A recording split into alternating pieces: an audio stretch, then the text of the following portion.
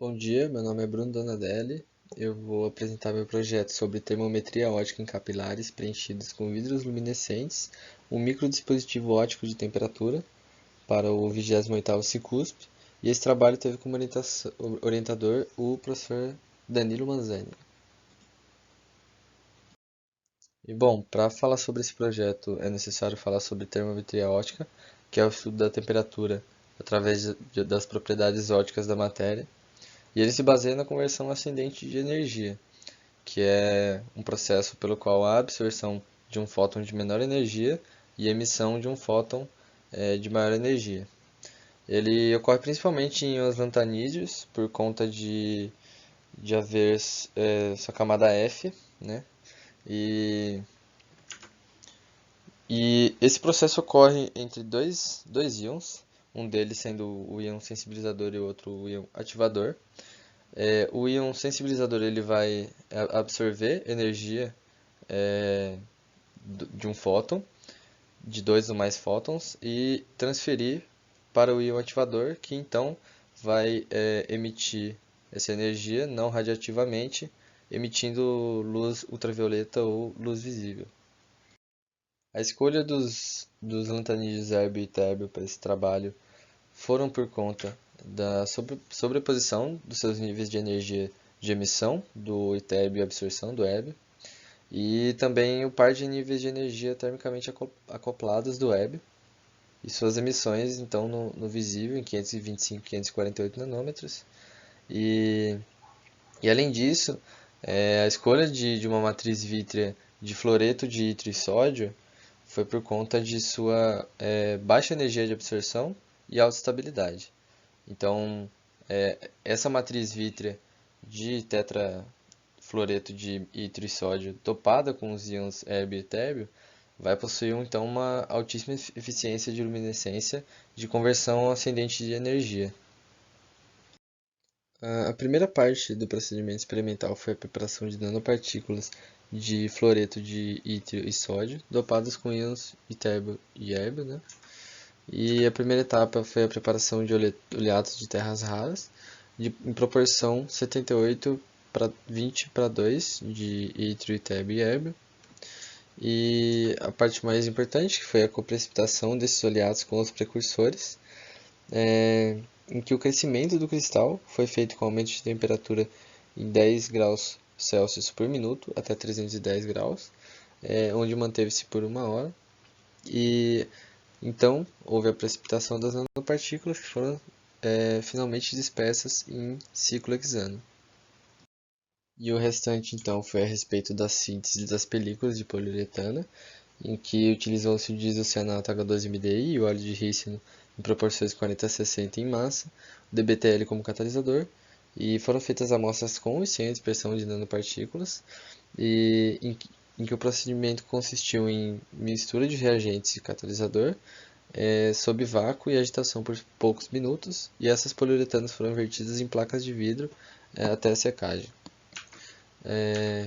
E também a preparação de capilares preenchidos com poliuretano, né?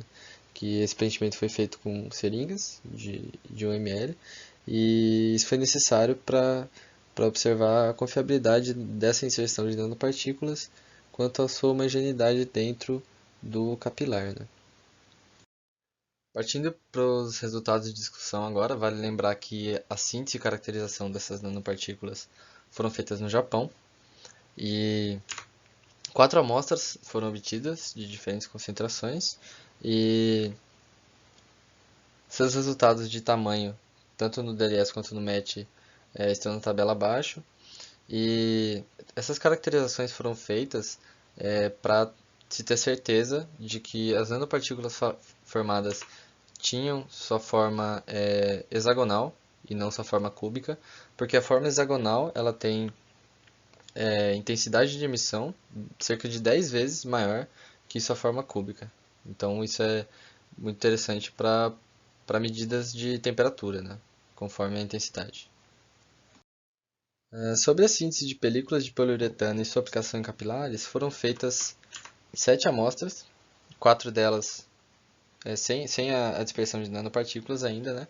E Elas tiveram diferentes condições de secagem a fim de otimizar a síntese dessas poliuretanas sem a formação, a alta formação de bolhas.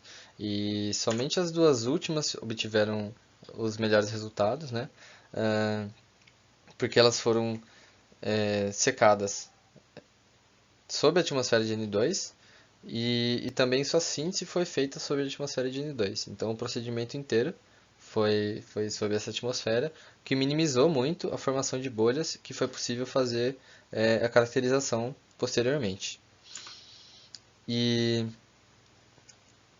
nos capilares foram feitas apenas amostras sem incorporação de nanopartículas e E os capilares em que houve essa incorporação das poliuretanas não houve homogeneidade, o que seria necessário para fazer uma boa varredura, microscopia de varredura, para se obter os efeitos de luminescência, né? Isso sendo então um paralelo com o termômetro óptico almejado no fim do projeto, certo? E bom, sobre a caracterização dessas películas, aqui a gente obteve uma análise de luminescência da amostra 6 do slide anterior, em que a gente tem um espectro de emissão visível do polímero, sob a excitação de um laser de 980 nanômetros, com variação de potência de 300 a 900 miliwatts, e a gente vê no primeiro pico, em 525 nanômetros, a liberação de energia de um estado excitado 2H 11,5 para o estado fundamental, né, do Webb, em 548 nanômetros também, do estado 4S 3,5 para o estado fundamental, ambos no verde. E a gente tem um pequeno pico também em 660 nanômetros do vermelho, do nível 4F 9,5 para o estado fundamental. E com o aumento da potência, a gente consegue ver um grande aumento na intensidade também.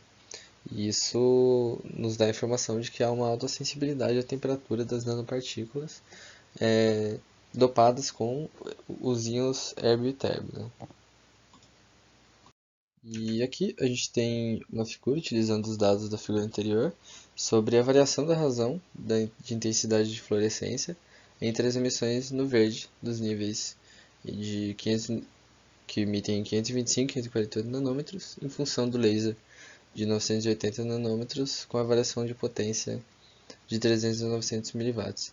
A gente pode perceber que o nível de energia que emite em 548 nanômetros, ele aumenta muito, sua intensidade muito mais conforme o aumento de temperatura. E aqui a gente tem uma figura que mostra os níveis de energia do hérbio e do itébio. E assim, aí a gente pode perceber que mudanças de temperatura influenciam diretamente, né, nessa intensidade de luminescência emitida.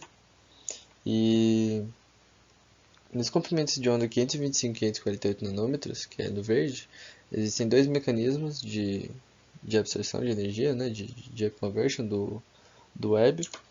E a primeira delas é por absorção do estado fundamental do Webb para o estado excitado 4 e 11,5, quanto por transferência de energia do itérbio, né? Em que a absorção do estado fundamental do itérbio 2F 7,5 para o estado excitado 2F 5,5 e por transferência de energia passa para o nível 4 e 15,5 do Webb. Finalizando, a obtenção dessas nanopartículas de sua forma hexagonal, por conta da caracterização feita, né, foi importante por conta de sua eficiência de emissão de energia ser de uma ordem de grandeza maior que sua forma cúbica, né. Obteve-se também uma boa rota de síntese para a preparação de poliuretanas, em que a adição do óleo de rícino mais o catalisador sob a atmosfera de N2, depois a moderada adição do H2MDI e a posterior secagem em placa de vidro, obtendo-se então uma mínima formação de bolhas, que foi possível fazer a caracterização dessas películas por luminescência. Além disso, a caracterização da película demonstrou forte influência da temperatura, né, frente à emissão de luz verde nos comprimentos de onda 525 e 548 nanômetros, que era o esperado para a pesquisa. Essas aqui foram algumas das principais referências para a realização desse trabalho. E aqui eu queria agradecer ao CNPq, aos institutos pelo espaço, pela pesquisa e também ao meu grupo de pesquisa. E muito obrigado.